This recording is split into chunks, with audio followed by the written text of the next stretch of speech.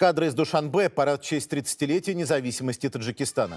Held a military parade in its capital city of Dushanbe. According to a government statement, over 30,000 soldiers marched in the center of the capital. Грандиозный парад в честь 30-летия независимости страны. В нем приняли участие более 15 тысяч военнослужащих. دومی سالهای صاحب استقلالی جمهوری تاجیکستان و تشبس‌های بشردوستانش در سمت تحکیم امنیت منطقوی، پیشگیری بحران‌های بزرگ اکولوژی و تلاش برای تامین اهالی منطقه آسیای مرکزی و جهان در راه تامین صلح در کشورهای درگیر سیاره و بحران‌های اکولوژی از جمله تشبس‌های میباشند که در وسایل اخبار عامه جهان همواره انعکاس شدند. امروز که در کشور جشن مقدس ملی 30 سالگی استقلال دولتی جمهوری تاجیکستان تنتنه دارد، با نفوذترین شبکه‌های تلویزیونی جهان چوربین‌های ادانه و دستاوردهای 30 سال صاحب استقلالی کشور ما را پیوسته انعکاس نموده ایستادند. از جمله شبکه تلویزیونی BBC بریتانیای کبیر که با 28 زبان برنامه پخش می‌کند، جشن استقلال دولتی تاجیکستان را در سرخط خبرهای خود قرار داد.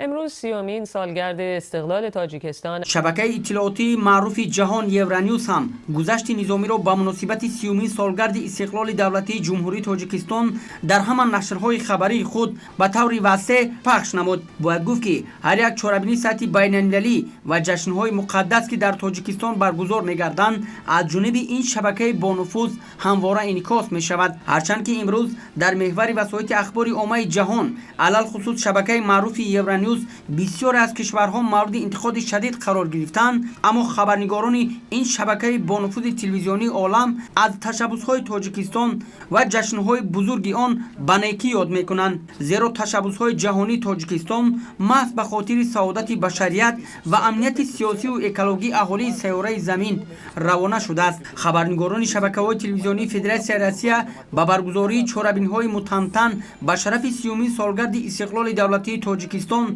ارزش بلند قائل شده آن را واسه انعکاس نمودند و نقش کشور ما را در حل مسائل گلوبالی سیاره مهم ارزیابی نمودند. تنتنه‌های جشنی به استقبال 30مین سالگرد استقلال دولتی جمهوری تاجیکستان را دیگر شبکه‌های با نفوذ تلویزیونی جهان امثال شرکت تلویزیونی الجزیره دولت قطر، روسیه 24، میر 24 و شبکه یکم فدراسیون روسیه، اینچنین شبکه‌های تلویزیونی جمهوری‌های ازبکستان، قزاقستان، آذربایجان و افغانستان واسه انعکاس نمودند. با مناسبت 30مین سالگرد استقلال دولتی جمهوری تاجیکستان 9 سپتامبر سال 2021 رنگ‌های پرچم دولتی جمهوری تاجیکستان در یک از بلندترین برج‌های دنیا که در پایتخت مالزی جایگیر شده است انعکاس گردید. همچنین به افتخار جشن 30 سالگی استقلال دولتی جمهوری تاجیکستان رنگ‌های پرچم دولتی جمهوری تاجیکستان در پل معروف باسفور شهر استانبول ترکیه جلوه دادند. در شهر دبی امارات متحده عرب نیز به مناسبت 30 سالگی استقلال دولتی جمهوری تاجیکستان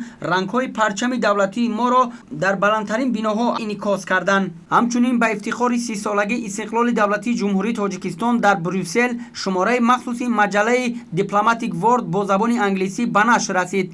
در این شماره مخصوصی مجله حیات سیاسی و اقتصادی و فرهنگی تاجیکستان ظرف 30 سال صاحب استقلالی انعکاس گردیده.